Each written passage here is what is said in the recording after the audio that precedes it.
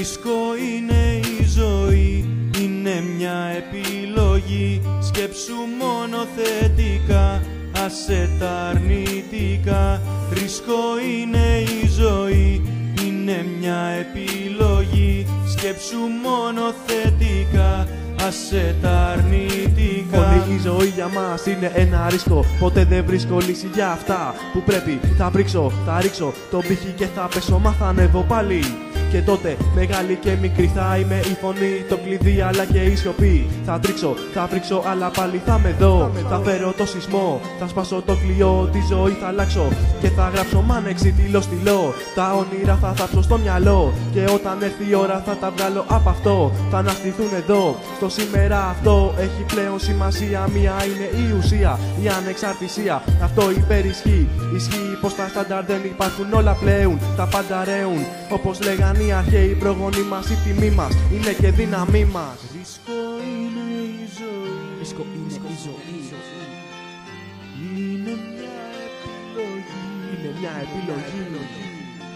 Σκέψου μόνο θετικά, Σκέψου μόνο θετικά. άσε τα αρνητικά. Άσε τα αρνητικά. Ρίσκο είναι η ζωή, είναι μια επιλογή. Σκέψου μόνο θετικά, άσε τα αρνητικά. Ρίσκο είναι η ζωή, είναι μια επιλογή. Σκέψου μόνο θετικά, άσε τα αρνητικά. Η γνώση είναι μεγαλείο, ένα μεγάλο βιβλίο που όταν το ανοίξεις θα δεις πολλά σε περιμένουν. Στο μυαλό σου όλα μένουν, παραμένουν. Δεν βγαίνουν και σε λύσεις σε πηγαίνουν. Ποτέ δεν σε βαραίνουν, μα η γνώση είναι βαριά. Δεν μετριέται σε λεφτά αυτά. Καθορίζουν τη ζωή σου, κανονίζουν τη στιγμή σου.